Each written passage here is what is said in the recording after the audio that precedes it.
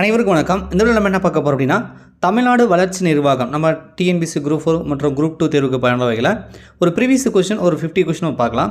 So Tamil Nadu வளர்ச்சி நிர்வாகம் அப்படின்றது பார்த்திங்க அப்படின்னா நிறைய ஸ்கீம் வந்து கேட்பாங்க. அப்போ நீதி கட்சி ஆரம்பித்து அதுக்கப்புறம் வந்து காமராஜர் ஆச்சு, அதுக்கப்புறம் அறிஞர் அண்ணா ஆச்சு, அதுக்கப்புறம் கலைஞர், எம்ஜிஆர், ஜெயலலிதா, இப்போ இருக்கக்கூடிய மு.க. ஸ்டாலின் அவர்களோட ஆட்சி காலத்தில் கொண்டு வந்த முக்கியமான ஸ்கீம் வந்து கேட்பாங்க. அது தொடங்கப்பட்ட அந்த இயருக்கு கேட்கலாம், வருடம் கேட்கலாம், அல்லது நோக்கம் கேட்கலாம், அதனுடைய பயனாளிகள் எப்படி வந்து பயன்படுத்துகிறாங்க, அதனுடைய இது என்னன்னு கேட்கலாம், அல்லது முக்கியமான தலைவர்களோட பெயரில் வந்து சில ஸ்கீம்லாம் வந்து கொண்டு வந்திருப்பாங்க. ஸோ அந்த மாதிரிலாம் நிறைய விஷயங்களை வந்து கேட்பாங்க. அப்போ நம்ம கரண்ட் அஃபேர்ஸ்னு பார்த்திங்க அப்படின்னா நம்ம வந்து லாஸ்ட் 1 இயர் மட்டும் தான் படிப்போம். அப்போ 2024-25 கரண்ட் அஃபேர்ஸில் வந்து ஸ்கீம் தான் நீங்கள் படிப்பீங்க.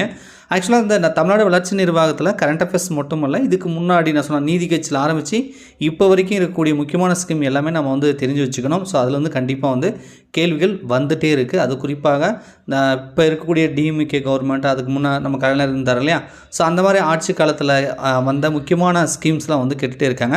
ஸோ கண்டிப்பாக வந்து தெரிஞ்சு வச்சுக்கோங்க.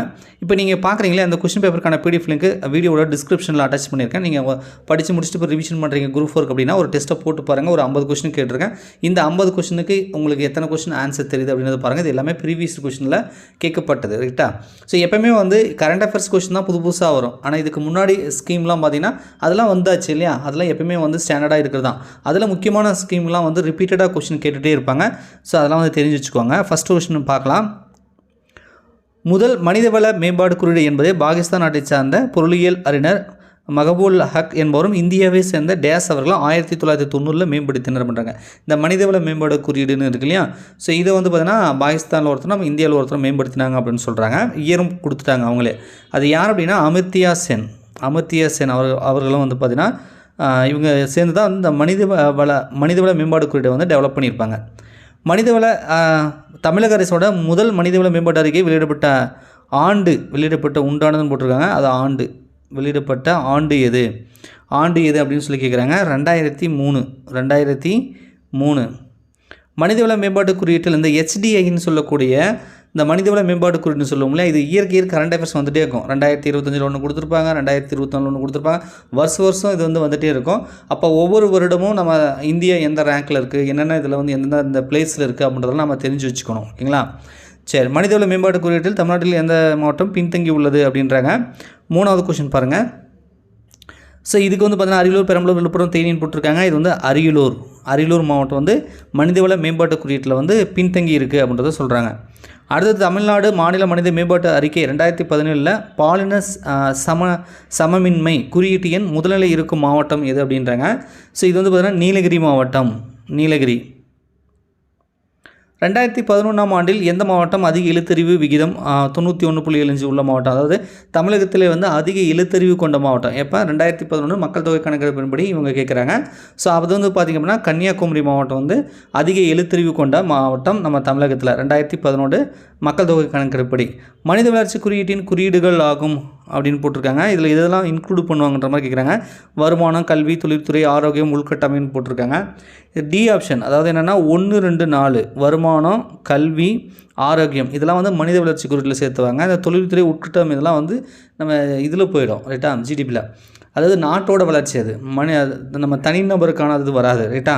ஸோ வருமானம், கல்வி, ஆரோக்கியம் அப்படின்றதா வரும். ஸோ டி ஆப்ஷன் வந்து கொடுத்துருக்காங்க. மனிதவளம் என்ற சொல் எதனை குறிப்பிடுகிறது அப்படின்னு சொல்லி கேட்குறாங்க. ஸோ பாருங்கள், இது வந்து ஒட்டுமொத்த மக்களின் திறமையை வந்து குறிக்கிறது. தமிழ்நாட்டில் எந்த மாவட்டம் அதிக HDI கொண்டுள்ளது அப்படின்னு சொல்கிறாங்க. 8 வந்து பாருங்கள், தேனி மாவட்டம், கன்னியாகுமரி, அரியலூர், சென்னைன்னு போட்டிருக்காங்க. இதுவும் வந்து பார்த்திங்கன்னா கன்னியாகுமரி மாவட்டம், ரைட்டா? மேபி அதுக்கு வந்து எழுத்தறிவு அதிகமாக இருக்கிறது கூட ஒரு காரணமாக இருக்கலாம். மாற்றுத்திறனாளிகள் வேலைவாய்ப்பு ஒதுக்கீட்டில் தமிழக அரசு எத்தனை சதவீதம் அளிக்கிறதுன்றாங்க.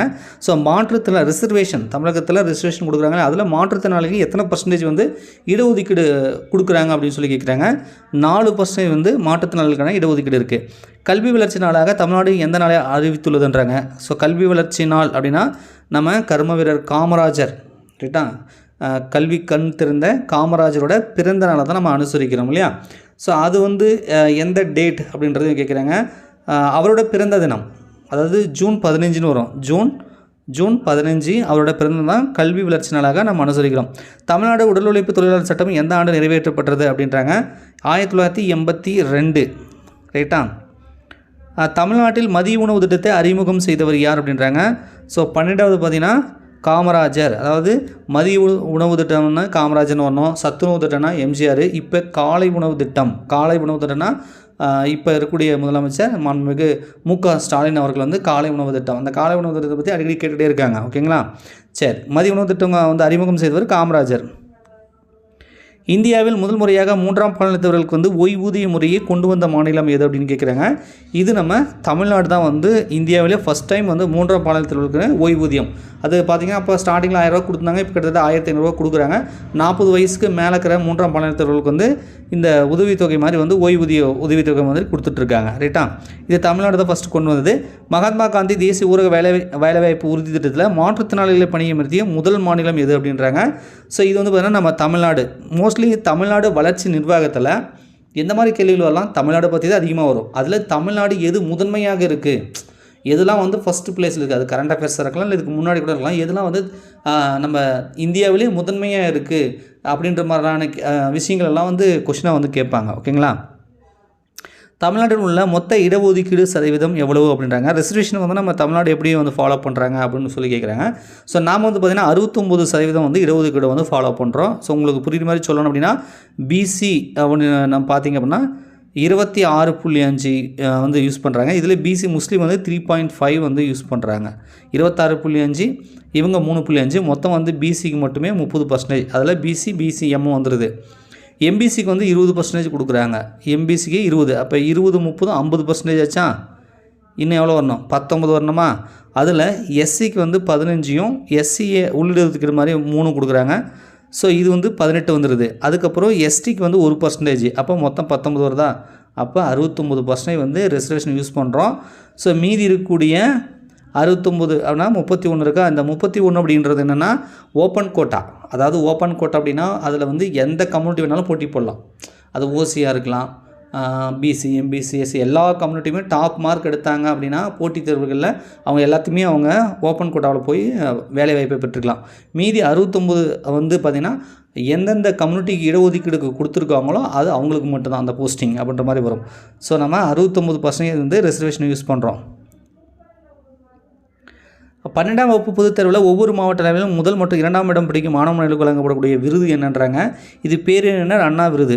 தமிழ்நாடு குடிசை பகுதி மற்றும் வாரியத்தை தன்னாட்சி அமைப்பாக நிறுவிய அரசு எதுன்னு கேட்குறாங்க. இது வந்து திமுக அரசு வந்து பண்ணியிருக்கு, திராவிட முன்னேற்ற கழகம். ஈவேர் மணியம்மையார் நினைவு திருமண உதவி திட்டம் யாருக்கு வந்து கொடுக்குறாங்க அப்படின்னு கேட்குறாங்க. ஏழை விதவியர் மகள்கள் அப்படின்றது தான் சரி.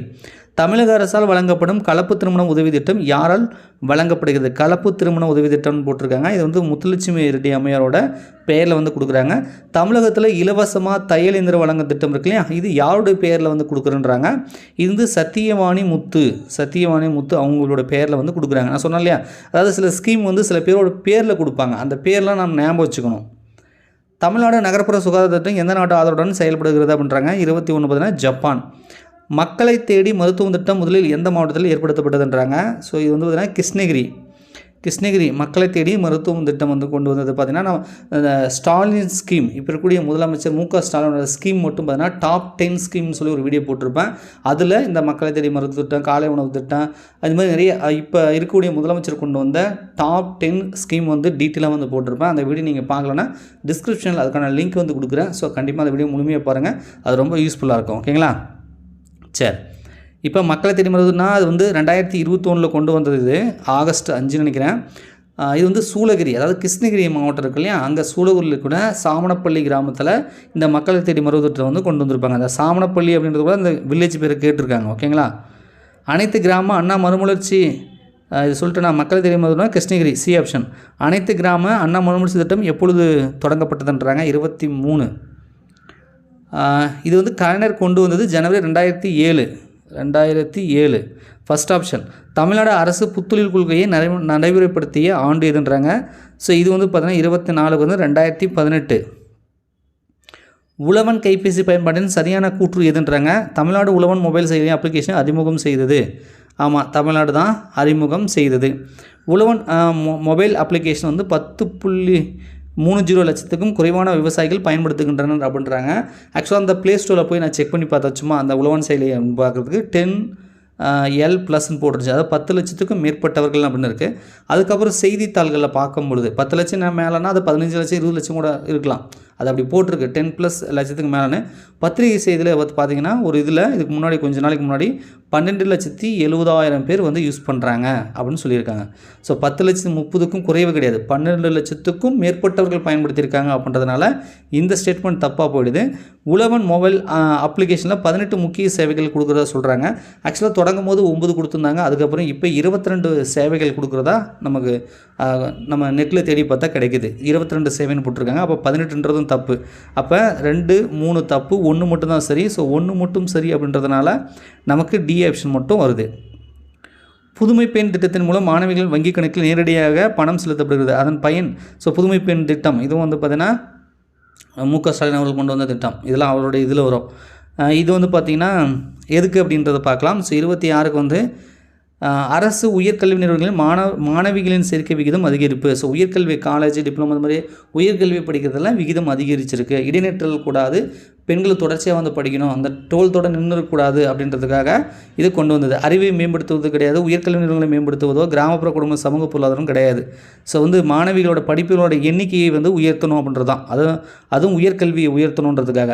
முதலமைச்சரின் பெண் குழந்தைகள் பாதுகாப்பு திட்டம் எந்த ஆண்டு தொடங்கப்பட்டதுன்றாங்க. 27 வந்து 1992 நம்ம ஜெயலலிதா அம்மையார் வந்து கொண்டு வந்திருப்பாங்க.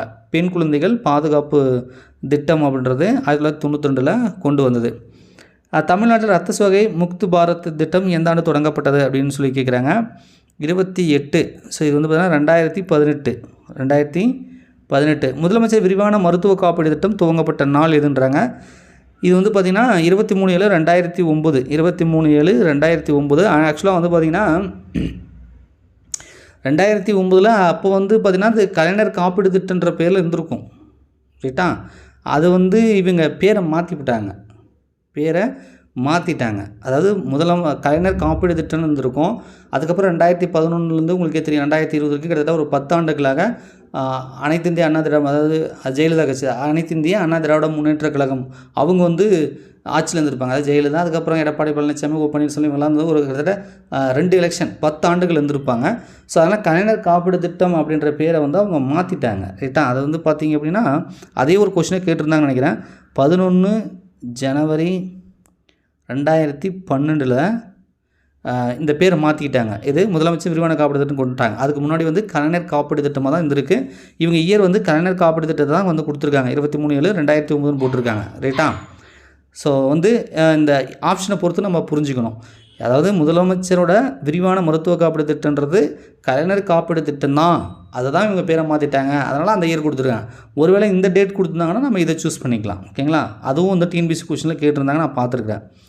மங்களமாலை அனாதை பெண் குழந்தைகள் திருமணம் செய்ய பெற்றோருக்கு உதவி வழங்கும் திட்டம் எந்த ஆண்டு அறிமுகப்படுத்தப்பட்டதுன்றாங்க. 2012-13 முதலமைச்சர் காலை உணவு திட்டம் பற்றி பின்வரும் அறிக்கைகளை கவனியுங்கள் அப்படின்றாங்க. நான் சொன்னேன் இல்லையா, இப்போ இருக்கக்கூடிய முதலமைச்சர் மாண்புமிகு மு.க. ஸ்டாலின் அவர்கள் கொண்டு வந்த திட்டத்தில் ஒரு முக்கியமான ஒரு திட்டம் கூட. அவருக்கு வந்து நான் முதல்வன் திட்டம், இந்த காலை உணவு திட்டம்லாம் ரொம்ப பிடிக்கும், அவருக்கே பிடிக்கும் அப்படின்னு சொல்லுவார். ரைட்டா? அவரோட பெயர் சொல்லக்கூடிய ஒரு திட்டங்கள்னு வச்சுக்கோங்களேன். இத்திட்டம் தமிழகத்தில் தொடங்கப்பட்டது. ஆமாம், காலை உணவு திட்டம் தமிழில் தான் தொடங்கினாங்க. ரைட்டா?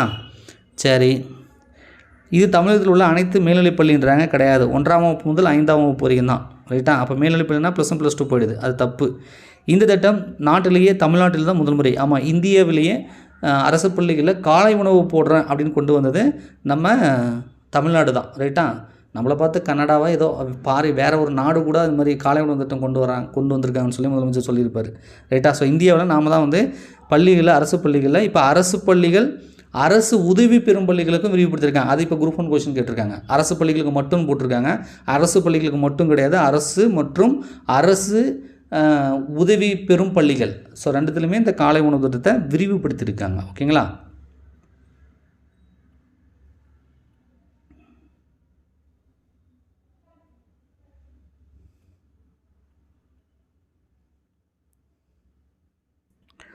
சரியான பதில் அப்படின்னு பார்த்தீங்க அப்படின்னா 1, 3 வரும். ரைட்டா?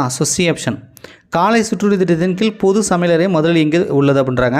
ஆக்சுவலாக வந்து காலை உணவு திட்டத்தை வந்து தொடங்கி வச்சுருப்பார்ல முதலமைச்சர், அது மதுரையில் தான் வந்து தொடங்கி வச்சுருப்பார். அப்போ வந்து சில இடங்களில் வந்து அந்த சமையல் கூட அமைச்சு அந்த உணவை தயாரித்து அதுக்கப்புறம் வேன் மூலியமாக பள்ளிகளுக்கு அந்த உணவை வந்து கொண்டு வந்தது. ரைட்டா? அந்த சமையல் கூடத்தை பற்றிலாம் வந்து கேட்டிருக்காங்க. இவங்க கொடுத்துருக்க ஆப்ஷன் படி பார்த்தீங்கன்னா நெல்பேட்டை மட்டுமல்ல, மதுரையில் வந்து அவர் தொடங்கும் போது 15/9/2022 தொடங்கியிருப்பார். 2022 அப்போ அந்த நெல்பேட்டை சங்கராயர் காலனின்னு சொல்லுவாங்க, மாநகராட்சி தொடக்கப்பள்ளின்னு ஒன்று இருக்குது. அதேமாதிரி சுப்பிரமணியபுரம் வந்து இந்த இடத்துல சுப்பிரமணியபுரம் இந்த மாதிரி ஒரு 3 இடத்துல வந்து சமையல் கூட அமைச்சிருப்பாங்க. அதில் நெல்பேட்டை அப்படின்ற ஒரு இடத்தையும் இவங்க ஆப்ஷனில் கொடுத்துருக்கிறதுனால ஸோ இந்த இடத்துல வந்து மதுரையில் அவர் தொடங்கும் போது அந்த பள்ளிகளுக்கு வந்து சமையல் செய்கிறதுக்கான அந்த கூடம் வந்து அமைச்சிருப்பாங்க நெல்பேட்டை. தமிழ்நாட்டில் பொது விநியோக திட்டத்தின் குறிக்கோள் என்ன? இந்த ரேஷன் கடை இருக்குல்லையா, பொது விநியோக திட்டத்தினோட குறிக்கோள் என்னன்றாங்க. இதனோட குறிக்கோள் என்னென்னா உணவு பாதுகாப்பு, அனைவருக்கும் வந்து உணவு போய் சேரணும் அப்படின்றது தான். தொட்டில் குழந்தை திட்டத்தை அறிமுகம் செய்தவர் யார் அப்படின்றாங்க. கண்டிப்பாக உங்களுக்கு தெரிஞ்சிருக்கும், ஜெயலலிதா அம்மையார் அவர்கள் வந்து தொட்டில் குழந்தை திட்டத்தை வந்து கொண்டு வந்திருப்பார் 1992. ரைட்டா? 1992 சேலத்தில் கொண்டு வந்திருப்பார். அதுக்கப்புறம் 2001 மதுரை, தேனி, திண்டுக்கல், தருமபுரி மாவட்டத்துக்குலாம் வந்து இந்த தொட்டில் குழந்தை திட்டத்தை வந்து விரிவுபடுத்தியிருப்பாங்க. ரைட்டா? ஸோ ஜெயலலிதா அம்மையார் தான் வந்து தொட்டில் குழந்தை திட்டத்தை வந்து கொண்டு வந்தவங்க. தமிழ்நாட்டில் ஒருங்கிணைந்த ஊட்டச்சத்து திட்டம் கீழ்கண்ட யாரால் அறிமுகம் செய்யப்பட்டதுன்றாங்க. மதிய உணவு திட்டத்தை அறிமுகப்படுத்தியவர் யார்? நம்ம காமராஜர் ஐயா அவர்கள்.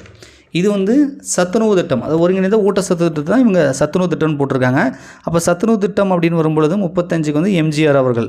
ரைட்டா? எம்ஜி ராமச்சந்திரன் எம்ஜிஆர். மீண்டும் பஞ்சமை திட்டம் முதலமைச்சர் மு.க. ஸ்டாலின் அறிமுகப்படுத்திய நாள் எது அப்படின்றாங்க. 23/12 அதாவது டிசம்பர் 2021 பிளாஸ்டிக் பையெல்லாம் வந்து ஒழிக்கணும்னு சொல்லி மீண்டும் மஞ்சப்பை திட்டத்தை கொண்டு வந்திருப்பார். தமிழ்நாட்டில் இன்னுயிர் காப்போம் நம்மை காக்கும் 48 திட்டத்தின் நோக்கம் என்ன அப்படின்னு சொல்லி கேட்டிருக்காங்க. ஸோ இது வந்து தெரியும் உங்களுக்கு, ஆக்சிடென்ட் ஆச்சுன்னா அதுக்கு வந்து விபத்து நிவாரணம் கொடுக்குறது 48 மணி நேரத்தில். ரைட்டாக அது ப்ரைவேட் ஹாஸ்பிட்டலும் சரி இருந்தாலும் சரி அதுக்கு வந்து 1 லட்ச ரூபா வரைக்கும் வந்து காசு கொடுப்பாங்க, மருத்துவ செலவுக்கு அவசர உதவி மாதிரி. ரைட்டா? சாலை விபத்தின் மூலம் ஏற்படும் இழப்பை குறைத்தல், அதுக்கு தான் வந்து இந்த திட்டத்தை வந்து கொண்டு வந்திருப்பாங்க. தமிழக அரசால் தொட்டில் குழந்தை திட்டம் எந்த ஆண்டு அறிமுகப்படுத்தப்பட்டது அப்படின்றாங்க. 38 அப்படின்னு பார்த்தீங்கன்னா 1992. ஸோ உழவர்களுக்கு இலவச மின்சாரம் வழங்கும் திட்டத்தை அமல்படுத்திய அரசு எதுன்றாங்க. அமல்படுத்திய அரசு 39 இது வந்து கலைஞர் கருணாநிதி அவர்கள். ரைட்டா? முன்னாள் முதலமைச்சர் கலைஞர் கருணாநிதி அவர்கள் தான் உழவர்களுக்கு வந்து இலவச மின்சாரம் வந்து அந்த திட்டத்தை வந்து கொண்டு வந்திருப்பார்.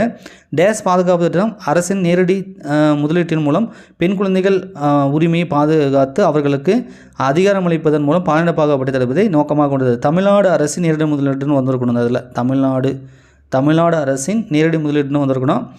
சரி, ஓகே. இது வந்து பார்த்திங்க அப்படின்னா இந்த திட்டம் வந்து பார்த்திங்க அப்படின்னா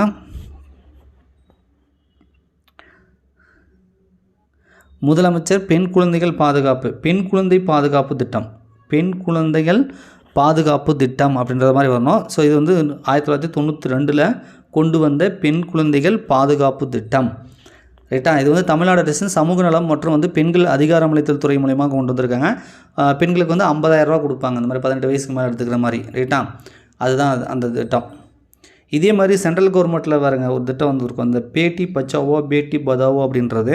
இது வந்து கொண்டு வந்தது இப்போ இருக்கக்கூடிய நரேந்திர மோடி பிரதமராக இருக்கார் இல்லையா, அவர்கள் சென்ட்ரல் கவர்மெண்ட்டோட ஸ்கீம் இது. ஆக்சுவலாக அது பேரை பார்த்தாலே கண்டுபிடிச்சிருக்கீங்க, பேடி பச்சாவோ பேடி பதாவோன்னு இருக்குது.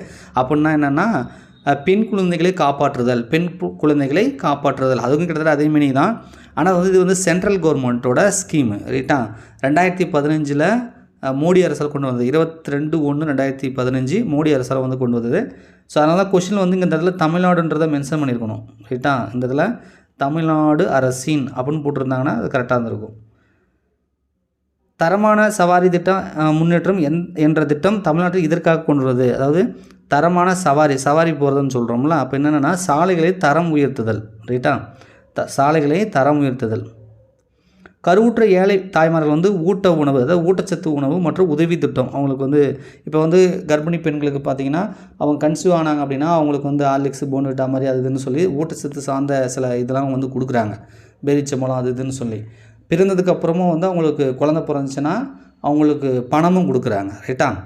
ஸோ இது மாதிரி கருவுற்ற ஏழை தாய்மார்களுக்கு வந்து ஊட்ட உணவு மற்றும் உதவி திட்டம் அந்த 42க்கு பார்த்திங்க அப்படின்னா முத்துலட்சுமி மகப்பேறு உதவி திட்டம் அப்படின்றது பேர். முத்துலட்சுமி டாக்டர் முத்துலட்சுமி ரெட்டி அம்மையாரோட, ரெட்டின்னு சொல்லக்கூடாது, முத்துலட்சுமி அம்மையார் மகப்பேறு உதவி திட்டம். ஏன்னா தமிழகத்தில் வந்து இந்த ஜாதி பேர்களை வந்து பின்னாடி வந்து சொல்லக்கூடாதுன்னு ஒரு ரூல்ஸ் இருக்குது, அதுன்னு தெரிஞ்சு வச்சுக்கோங்க. பின்வருவற்றுள் எண்ணும் எழுத்தும் பணியின் நோக்கமே. எண்ணு எழுத்து திட்டம் அப்படின்னு ஒன்று கொண்டு வந்தாங்க இல்லையா? ஸோ அது இந்த கொரோனா டயத்தில் வந்து கொண்டு வந்திருப்பான்னு நினைக்கிறேன். இது வந்து D1 2, அதாவது என்னென்னா 2025 அடிப்படை இலக்கியம் மற்றும் எண்களை உறுதி செய்யணும். அதாவது பசங்களுக்கு வந்து எண்ணு எழுத்து அந்த ஏன்னா தமிழகத்தில் ஒரு குற்றச்சாட்டு ஒன்று இருக்குது. அரசு பள்ளியில் படிக்கக்கூடிய மாணவர்களுக்கு வந்து இன்னும் எழுதுக்கூட்ட படிக்க தெரியல, நம்பர் தெரியல, அந்த மாதிரியான ஒரு குற்றச்சாட்டு இருக்குது. அந்த வந்து கொரோனா பேண்டமிக் அப்புறம் அந்த அடிக்கடி பள்ளியில் மூடினாங்க இல்லையா அந்த பேண்டமிக் டைமில். ஸோ அதுக்கப்புறம் வந்து மாணவர்களோட கல்வித்தரம் ரொம்ப இது பண்ணிடுச்சுன்னு சொல்லி இந்த மாதிரி ஒரு திட்டத்தை கொண்டு வந்திருப்பாங்க. அதுக்கப்புறம் இல்லம் தேடி கல்வி திட்டம் கூட கொண்டு வந்தாங்க. அது கூட உங்களுக்கு தெரிஞ்சிருக்கும் இல்லையா, இல்லம் தேடி கல்வி திட்டம். அதுக்கப்புறம் இந்த மாதிரி எண்ணும் எழுத்து திட்டம் இந்த மாதிரிலாம் கொண்டு வந்தாங்க. சரி, ஓகே, இந்த நோக்கம் ஓகே தான். 8 வயதுக்குள் தமிழ்நாட்டில் உள்ள அனைத்து மாணவர்களும் புரிந்து கொண்டு படிக்கணும். அதான் 8 வயசில் குழந்தைங்க வந்து அந்த தொடக்கப்பள்ளி குழந்தைகள் வந்து படிக்கணும் அப்படின்றது தான். ஓகேவா? அனைத்து அரசு மற்றும் தனியார் பள்ளியும் போட்டிருக்காங்க. இது தனியார் பள்ளிக்கு கொண்டு வரல, இது கவர்மெண்ட் ஸ்கூல் மட்டும் தான். அப்போ 3 தப்பு, 1 2 மட்டும் சரி. பொறுத்துக திட்டம். நீங்கள் நலமா, மனுநீதி, குரல் முற்றுவதல், இல்லம் தேடி கல்வி திட்டம். பாருங்கள், இல்லம் தேடி கல்வி திட்டம். இல்லம் தேடி கல்வி திட்டம் வந்து கொரோனா பேண்டமிக் டைமில் வந்தது. அப்போ 2021 ஈஸியாக சொல்லிவிடலாம். ரைட்டா? சரி, இது எப்போ நான் சொல்கிறேன், நீங்கள் நலமா அப்படின்றது 2024 கொண்டு வந்தது. மனுநீதி அப்படின்றது பார்த்தீங்கன்னா நம்ம கலைஞர் கருணாநிதி ஐயா அவர்கள் வந்து கொண்டு வந்தது 1969. 1969 தான் வந்திருக்கோம். இல்லம் தேடி கல்வின்றது நான் ஏற்கனவே சொல்லிட்டேன், 2021 அந்த கொரோனா பேண்டமிக் டயத்தில் கொண்டு வந்தது. ரைட்டா? ஸோ அடுத்தது என்ன இருக்குது, நீங்கள் நலமா, மனுநீதி, குரல் முற்றோல். மனுநீதி சொல்கிறேன்னா குரல் முற்றுதோல், இது வந்து 2000ஆம் ஆண்டு கொண்டு வந்தது. 2000ஆம் ஆண்டு கொண்டு வந்தது. ரைட்டா? அப்போ இதுக்கு என்ன ஆப்ஷன் வரும் அப்படின்னு பார்த்தீங்கன்னா, இன்னொரு டைம் சொல்லிடுறேன். அதாவது நீங்கள் நலமா அப்படின்றது பார்த்தீங்கன்னா 2024 கொண்டு வந்தது. மனுநீதின்றது கலைஞர் ஐயா கொண்டு வந்தது. ஸோ இது வந்து 1969. குரல் முற்றுதோல்ன்றது 2000. இல்லம் தேடி கல்வி அப்படின்றது 2021. ஓகேங்களா? 2021. ஸோ ஆப்ஷன் பார்த்தீங்கன்னா 3412 அந்த மாதிரி வருது. உலக தமிழ் புலம்பெயர் நாள் பற்றிய பின்வரும் கூற்றுக்களில் எது உண்மையானது அப்படின்னு கேட்குறாங்க. தமிழக முதல்வர் அவர்கள் வந்து ஜனவரி 12 உலக புலம்பெயர் தமிழர் தினமாக அறிவித்தார். ஆமாம், அறிவித்தார். ஜனவரி 12 வந்து அந்த உலக தமிழ் புலம்பெயரோட நாள் அப்படின்றது ஜனவரி 12 வந்து அறிவித்தார். நாம் வெல்வோம் என்ற கருப்பொருளோடு புலம்பெயர் அப்படின்றாங்க. ஆக்சுவலாக அது வந்து நாம் வெல்வோம் அப்படின்னு கிடையாது, தமிழ் வெல்வோன்னு வச்சாங்க. அது நாம் கிடையாது, தமிழ் வெல்வோம். அதோட கருப்பொருள் என்ன, தமிழ் வெல்வோம். ஆனால் இங்கே நாம் வெல்வோன்னு போட்டிருக்குது, அதனால் இது தப்பு. ரைட்டா? அடுத்தது வெளிநாடுகளில் வாழும் தமிழர்களுக்கு தமிழ் கற்பிக்க தமிழ் வர, இது வந்து 5 கோடி ஒதுக்கீடுன்னு போட்டிருக்காங்க. அது செய்தித்தாள்களில் கூகுளில் நான் சர்ச் பண்ணி பார்த்தேன். கிட்டத்தட்ட ஒட்டுமொத்தமாக 20 கோடி ஒதுக்கியிருக்கிறதா அதில் போட்டிருந்தாங்க. ரைட்டா? ஒன்றுக்கு 5 லட்சம் 50 லட்சம் அந்த மாதிரி பிரிச்சிருப்பாங்க. ஒட்டுமொத்தமாக வந்து 20 கோடி ஒதுக்கிற மாதிரி போட்டிருக்காங்க. ஸோ இங்கே 5 கோடின்னு போட்டிருக்கிறதுனால இதுவும் வந்து தவறு. ஸோ அதாவது 2வது ஸ்டேட்மெண்ட் தவறு, 3வது ஸ்டேட்மெண்ட் தவறு. அவர் தொடங்கின நாள் மட்டும் தான் கரெக்டாக. அப்போ 1 மட்டும் சரி, 1 மட்டும் சரி. A option. பொறுத்துக. நான் முதல்வன், புதுமை பெண், விடியல் பெண்ணும், மக்களுடன் முதல்வர். நான் ஏற்கனவே சொன்னேன், டாப் 10 ஸ்கீம் மு.க. ஸ்டாலின் ஆட்சியில் கொண்டு வந்த திட்டங்கள் வந்து நான் தனியாக வீடியோ போட்டிருக்கேன். பார்க்காதவங்களுக்கு டிஸ்கிரிப்ஷனில் வீடியோ இருக்குது, பார்த்துக்கோங்க. ஓகேங்களா? சரி, நான் முதல்வன் இந்த திட்டத்தெல்லாம் பார்க்கலாம். இப்போ நான் முதல்வன் திட்டம் அப்படின்னா ஸ்கில் டெவலப்மெண்ட் பண்ணுறது. அதாவது நம்ம யூபிஎஸ்சிக்கு படிக்க வைக்கிறதுக்கு ஸ்காலர்ஷிப் கொடுக்குறாங்க இல்லையா, அது. இப்போ ஜேஇக்கு படிக்க வைக்கிறாங்க, டிஎன்பிசி கூட படிக்க வைக்கிறாங்க. அது மாதிரி வந்து ஸ்டூடெண்ட்டோட ஸ்கில்லை டெவலப் பண்ணுறது. ஓகேங்களா? திறன் மேம்பாடுன்னு வச்சுக்கோங்களேன். அது மூலிமா அந்த திட்டத்தின் கீழே நிறைய விஷயங்கள் பண்ணுறாங்க. புதுமை பெண் அப்படின்றத நான் ஏற்கனவே சொன்னேன். மாணவிகளுக்கு கல்வி உதவி அளித்தது 1000 ரூபா கொடுக்குறாங்கல்ல. அரசு பள்ளிகளில் படித்த மாணவிகள் உயர்கல்வி போகும்போது அரசு உதவி பெறும் பள்ளிகளில் தமிழ் வழியில் படிச்சிருந்தாங்கன்னா அவங்களுக்குமே கொடுக்குறாங்க. ரைட்டா? அரசு பள்ளி, அரசு உதவி பெறும் பள்ளின்னு வந்தால் தமிழ் மீடியத்தில் படித்தவங்க உயர்கல்வி படித்தாங்கன்னா அவங்களுக்கும் 1000 ரூபா கொடுக்குறாங்க. இது புதுமை பெண் திட்டம். விடியல் பயணம் அப்படின்றது பெண்களுக்கு அதிகாரம் அளித்தல். அதாவது என்னென்னா பெண்களும் வேலைக்கு போகணும், அவங்களும் சம்பாதிக்கணும். ஸோ சம்பாதிச்சாங்கன்னா அவங்களுக்கான அதிகாரம் வரும் இல்லையா? யார் சம்பாதிக்கிறாங்களோ அவங்க தான் வீட்டில் டாமினேட் பண்ணுவாங்க இல்லையா? ஸோ அதனால் அவங்களுக்கும் ஈக்குவல் ரைட்ஸ் இருக்கணும், அவங்களும் பொருளாதாரத்தில் மேம்படணும். பொருளாதாரத்தில் மேம்படணும்னா வேலைக்கு போகணும். வேலைக்கு போகணும் அப்படின்னா இது மாதிரி கொஞ்சம் பெண்களுக்கு கொஞ்சம் குறைவான சேலரி இருக்கும், அவங்க வாங்குறது போகிறதுக்கு பஸ் பேருக்கு சரியாக போயிடும் அப்படின்ற மாதிரிலாம் இருக்கும். ஸோ இலவச பயணங்கள் கொடுக்கும் பொழுது அவங்களோட பொருளாதார மேம்பாடு வந்து உயரும். அதனால் அதிகாரம் வந்து அவங்களுக்கு வரும்ன்ற மாதிரி அந்த கான்செப்ட்னு வச்சுக்கோங்களேன். மக்களுடன் முதல்வர் அப்படின்றது பொதுமக்கள் குறைகள் இல்லாமல் தீர்ப்பது, பொதுமக்களோட குறைகளை தீர்ப்பது தான் மக்களுடன் முதல்வர் திட்டம். ரைட்டா? ஸோ 46க்கு வந்து பார்த்திங்கன்னா 4321 அத்திக்கடவு அவிநாசி திட்டம் என்பது என்ன பண்ணுறாங்க, இது உங்களுக்கு தெரிஞ்சிருக்கும். குடிநீர் மற்றும் நிலத்தடி நீர் வந்து செறிவூட்ட கொண்டு வந்த ஒரு திட்டம் தான் அத்திக்கடவு அவிநாசி திட்டம். நமது கிராம திட்டம் நடைமுறைப்படுத்தப்பட்ட ஆண்டு இதுன்றாங்க 48 2004 ஆகஸ்ட்டு 2004, அதாவது 15 ஆகஸ்ட்டு 2004 கொண்டு வந்த ஒரு திட்டம் தான் நமது கிராம திட்டம். நிதி ஆயோக் 2018 அறிக்கையின்படி தமிழ்நாடு பின்வரும் இதில் 3ஆம் இடத்துல இருக்குது. 2018 அறிக்கைப்படி கேட்குறாங்க. ஸோ அது வந்து பார்த்திங்கன்னா 49க்கு பி ஆப்ஷன் ஆரோக்கிய குறியீடு. பின்வருவனவற்றில் சரியான விடையை தேர்ந்தெடுக்கின்றாங்க. தமிழ்நாட்டில் சராசரி ஆயுட்காலம் உயர்ந்துள்ளது, 60 வயது கடந்தோர் கணிசமாக உயர்ந்துள்ளன்றாங்க. இதுவும் கரெக்டு தான்.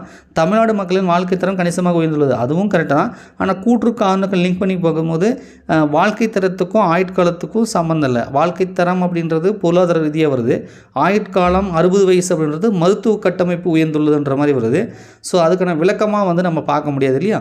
ஸோ அதனால தான் இவங்க என்ன பண்ணியிருக்காங்கன்னா சி ஆப்ஷன் கொடுத்தாரு. அதாவது கூற்று காரணம் இரண்டும் சரி, தனித்தனியாக பார்க்கும்போது கூற்றும் சரி காரணம் சரி. ஆனால் கூற்றுக்கு காரணம் சரியான விளக்கம் அல்ல. ஏன்னா இது வந்து மருத்துவ கட்டமைப்பினால் வர்றது, இது வந்து வாழ்க்கை தரன்றது பொருளாதார மேம்பாடுனால் வர்றது. ஸோ அப்போ ரெண்டுத்துக்கு டிஃப்ரெண்ட் இருக்குது, ரெண்டும் தனித்தனியாக தான். தமிழ்நாடு வந்து மக்களோட வாழ்க்கை தரம் உயர்ந்திருக்குது சரிதான். அதே மாதிரி ஆயுட்காலம் 60 வயசுக்கு மேலே இருக்கிறவங்க உயர்ந்திருக்கல, அதுவும் சரி தான். ஆனால் வந்து ரெண்டுத்துக்கும் அந்த லிங்க் காரணமாக வந்து எடுத்துக்க முடியாது இல்லையா? அதனால் அப்படி சொல்லியிருக்காங்க. So C option. உங்களுக்கான கேள்வி. ஸோ இப்போ நம்ம பார்த்த 50 கொஸ்டின் எல்லாமே டிஎன்பிஎஸ்சியில் கேட்கப்பட்ட கேள்விகள், அவங்க கொடுத்த ஆன்சர் தான் நீங்கள் பார்த்துருக்கீங்க. ஓகேங்களா? சரி, கடைசி கேள்வி உங்களுக்கான கேள்வி. இந்தியா இப்போ 2020 இந்த மனிதவள மேம்பாடு குறியீடுன்னு சொன்னால் இல்லையா? மனிதவள மேம்பாடு குறியீடு இது ரொம்ப ரொம்ப இம்பார்ட்டன்ட். அது கரண்ட் அஃபேர்ஸில் ஒவ்வொரு வருஷமும் 2024 25 கூட நீங்கள் தெரிஞ்சு வச்சுக்கோங்க. அது நிறைய விஷயத்தில் அந்த குறியீடுகள் கொடுத்துருப்பாங்க. டெப்த்தாக பார்த்தீங்கன்னா யூடியூப் கூட நிறைய பேர் போட்டிருப்பாங்க, கூகுளில் சர்ச் பண்ணியாவது தெரிஞ்சு வச்சுக்கோங்க. நான் கேட்குறது ஒரே ஒரு சிம்பிளான ஒரு கேள்வி தான். மனிதவள மேம்பாடு குறியீடு 2025 இந்தியா வகிக்கக்கூடிய ரேங்க், அந்த இடம் என்ன அப்படின்றத நீங்கள் வந்து சொல்லுங்கள். ஓகேங்களா? ஸோ இது வந்து ஒட்டுமொத்த நாடு எத்தனை, அதில் நாம் எத்தனையாவது பிளேஸில் நம்ம இருக்கிறோம், 2025 படி HDIயோட ரேங்க் என்ன அப்படின்றது உங்களுக்கான கேள்வி. ஸோ எங்கும் தேடாமல் டக்குன்னு உங்கள் மைண்டு வச்சுன்னா கமெண்ட்ஸில் கமெண்ட் பண்ணுங்கள். வீடியோ பிடிச்சிருந்தா மறக்காமல் லைக் பண்ணுங்கள். நம்ம அகாடமியில் பார்த்தீங்கன்னா நம்ம 10 முழு மாதிரி தேர்வு குரூப் 4 ரிவிஷனுக்காக நம்ம கொடுக்குறோம். 199 வந்து ப்ரைஸ் ஃபிக்ஸ் பண்ணியிருக்கோம். நீங்கள் வாட்ஸ்அப் அல்லது டெலிகிராமில் பிடிஎஃபாக நீங்கள் வாங்கிக்கலாம். தேவைப்பட்டுச்சு அப்படின்னா 8012781561 இந்த வாட்ஸ்அப் நம்பருக்கு மெசேஜ் பண்ணிங்கன்னா மேற்கொண்டு விவரங்கள் கொடுப்பாங்க, கேட்டு தெரிஞ்சுட்டு வாங்கிக்கோங்க. அல்லது அடுத்து வரக்கூடிய நமக்கு July 12 group 4 exam, July 15 group 2 notification admission வந்து போயிட்டு இருக்குது. சப்போஸ் நீங்கள் குரூப் 2 அட்மிஷன் வந்து டெஸ்ட் பேஜில் ஜாயின் பண்ணுறீங்க அப்படின்னா ஸோ உங்களுக்கு வந்து 10 முழு மாதிரி தேர்வுக்கு அதுக்கான விடைகள் மற்றும் மேக்ஸ் சொல்யூஷன் பிடிஎஃப் எல்லாமே வந்து பேட்ச் குரூப்பில் டெலிகிராம் நான் ஷேர் பண்ணிட்டேன். நீங்கள் அதை வந்து ஃப்ரீயாகவே யூஸ் பண்ணிக்கலாம். ரைட்டா? நன்றி, வணக்கம்.